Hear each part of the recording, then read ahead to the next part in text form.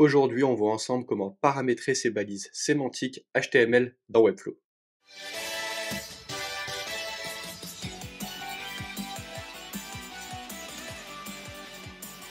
À quoi correspondent les balises sémantiques HTML? On va prendre un exemple très simple. Si on se rend dans la balise du footer, donc à quoi correspond le footer?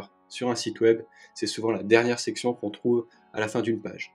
À chaque fois, elle rassemble souvent le logo, une description de l'entreprise, les liens de navigation vers les autres pages et tes réseaux sociaux. Ça peut changer. En gros, à comprendre que dans une balise sémantique HTML, il se retrouve tous les éléments de cette balise, qui est souvent une section, mais pas que, on verra plus tard. Donc ok, mais à quoi ça sert? En fait, les balises sémantiques HTML font partie souvent de la grosse brique du référencement naturel d'un point de vue technique. Donc ça va servir d'améliorer l'accessibilité, donc notamment déjà pour les personnes qui se rendent sur le site web lorsqu'elles vont naviguer, ça permet de structurer. Pour les personnes aussi souffrant d'un handicap, par exemple, s'ils sont malvoyants, qui vont utiliser une liseuse pour voir le site web. Donc parfois la liseuse va lire aussi ce qu'elle trouve sur le site web. Donc par exemple ici elle va dire on arrive dans le footer, ça permet à la personne de mieux interpréter notre site web. Et enfin, on fait ça aussi pour les moteurs de recherche. Donc les moteurs de recherche comme Google qui vont accéder plus facilement au contenu avec un contenu bien structuré et identifier que les éléments qui se trouvent dans le footer correspondent bien au footer. Donc ça va améliorer derrière ton score d'accessibilité sur Google PageSpeed, que tu dois connaître. Donc Google PageSpeed, c'est pour tester son site web et voir un peu comment Google va le ranker. Donc si tu es dans le rouge, il va moins te ranker, moins te mettre en avant sur Google. Si tu es dans le vert, plus en avant. Et l'accessibilité, du coup le mot sur lequel j'insiste, est une des grandes catégories de ce niveau de catégorisation sur Google PageSpeed. D'où son importance. Donc essentiellement, on va utiliser ça pour améliorer la lisibilité pour les personnes souffrant de handicap, notamment la malvoyance ou autre, mais aussi pour les moteurs de recherche pour être mieux référencés d'un point de vue SEO. Mais là, je te vois venir, tu vas me dire « Ok Nathan, mais comment faire? Moi, j'utilise Webflow, mais je suis pas entre guillemets un vrai dev de base, donc je sais pas aller dans le code. » Je vais dire « il n'y a pas de souci, c'est super simple dans Webflow. Ils ont tout fait pour que tu réalises cela en fait en quelques clics. On va le voir ensemble en sélectionnant des sections. Tu vas leur attribuer la balise sémantique adaptée. Et ne t'en fais pas, il n'y a que 10 balises sémantiques. C'est indiqué dans Webflow en anglais, mais au pire des cas, on va aller voir ensemble. Il y a la doc de Client First qui a été traduite en français par Digidop. Du coup, t'inquiète pas, c'est super simple, on voit ça ensemble tout de suite. Du coup, on se retrouve directement sur la documentation de Client First, en français, donc qui a été traduit par Digidop. Au tout début, et sur la partie, bien sûr, c'est quoi les balises sémantiques HTML. Au début, tu as un peu ce que j'ai dit en intro, donc je te laisserai aller voir en détail, c'est un peu plus détaillé, bien sûr. Et ici, on va voir en fait la liste des balises à utiliser. Donc en premier, comme on l'a vu ensemble, en fait, les noms, tu vas voir, vont correspondre souvent à déjà comment tu renommais tes éléments, tes div blocks la plupart du temps, notamment sur le header, footer, nav, des choses comme ça. Donc le header, c'est la première section qu'on retrouve sur ta page, en fait, tout simplement, la footer, la dernière. Nav, c'est les liens de navigation, donc souvent ils vont être dans ta navbar, donc tout en haut, donc dans ton header, et aussi dans ton footer, donc les liens de navigation entre les différentes pages. Main, ça va être une section qui va contenir l'ensemble de tes sections, donc le contenu principal de ta page. Du coup, après tes sections, donc pour chaque section, tu lui attribues la balise section. Article, si tu as un blog et que tu fais des articles. Aside, des contenus qui vont être en dehors de la page, mais ça, tu vas très peu l'utiliser, je pense. C'est pas le plus important non plus. Adresse, si tu as des coordonnées. Et figure, c'est sur des éléments un peu autonomes, comme ici c'est mentionné, des illus, diagrammes, photos, blocs de code et autres. Pareil, là-dessus, tu peux l'utiliser, pas forcément.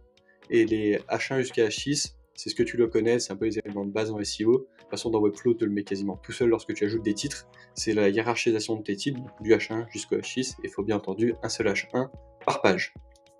Donc on va filer directement sur un exemple que j'ai fait sur Webflow, très simple, hein. Donc juste pour montrer déjà comment on ajoute, on attribue une balise sémantique, j'ai ajouté une div block simple. Ici tu te rends dans l'écrou, donc element setting, et tu as le tag. Tag, c'est la balise sémantique HTML. Ici c'est sur div automatiquement, et après on peut la catégoriser avec les éléments qu'on a vus dans notre liste. Donc je l'ai déjà fait ici, on va juste parcourir ensemble. Donc commençons par la navbar. La navbar, vu qu'elle est tout en haut de la page, je l'attribue le tag header, bien sûr. Et à l'intérieur de cette navbar, on a notre navbar menu, donc tous nos liens de navigation. Donc ces liens de navigation, normalement, en plus là j'ai mis le bouton s'abonner, on devrait le retirer. Ça va être mieux parce que ce n'est pas une page du site, ici il va sortir du site. On lui attribue le tag nav. Voilà, tout simplement. pour cette première partie. Ensuite, dans main, où il va contenir l'ensemble des sections de notre page, on lui attribue la tag main. Ici, tu vois, elle n'est pas du tout stylisée. Mon main wrapper, il n'y a rien, hein. C'est juste une div block vide, et elle contient juste l'ensemble de mes sections. Donc notre première section qui est collée à la navbar, qui fait partie aussi de notre header, donc on lui attribue le tag header. Et la section suivante, après, on lui attribue la tag section. Et à chaque fois qu'on rajoute une section, on lui attribue le tag section tout simplement. Ici, j'avais pris l'exemple, donc c'était comment créer un border gradient animé en 5 minutes. C'est une vidéo d'ailleurs, donc je t'invite à aller la voir. Donc voilà, après, chaque fois que tu ajoutes une section, tu lui attribues ce tag.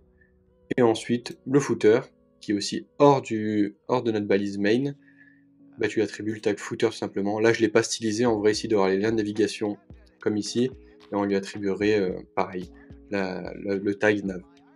Et ensuite, tu peux le faire ici, comme on a vu sur figure, s'il y a une image, tu sélectionnes son container et tu lui attribues le tag figure. Ici, pas obligatoire, ce qui est vraiment le plus important, c'est vraiment la partie header, main, footer, section et nav. Voilà, c'est vraiment les tags que tu vas utiliser le plus souvent.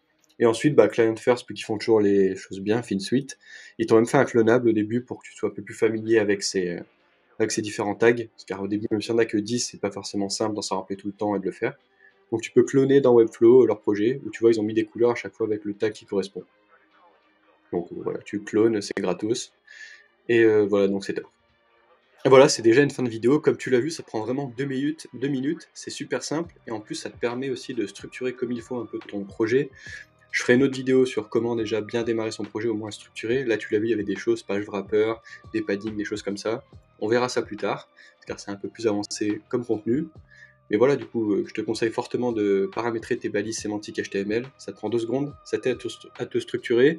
C'est mieux pour tes utilisateurs, notamment ceux qui souffrent d'un handicap, comme on l'a dit, malvoyant par exemple. Et en plus, ça booste ton référencement d'un point de vue technique, donc au niveau de l'accessibilité sur Google PageSpeed. Donc tout est gagnant et ça te prend exactement 30 secondes à le faire. Donc fais-le. Voilà, écoute, c'est une fin de vidéo. Comme d'habitude, si tu apprécies ce contenu ou que tu veux que je vois d'autres petits détails sur du SEO technique, par exemple, n'hésite pas à me le faire part en commentaire. Like la vidéo, partage, commente. Abonne-toi bien sûr, active la cloche pour ne pas rater les prochaines vidéos, comme d'hab. Si tu souhaites travailler avec nous, toutes les infos sont en description sur frame-6ux.com. En attendant, moi je te souhaite une excellente journée. Je te dis à jeudi prochain. C'était Nathan. Ciao.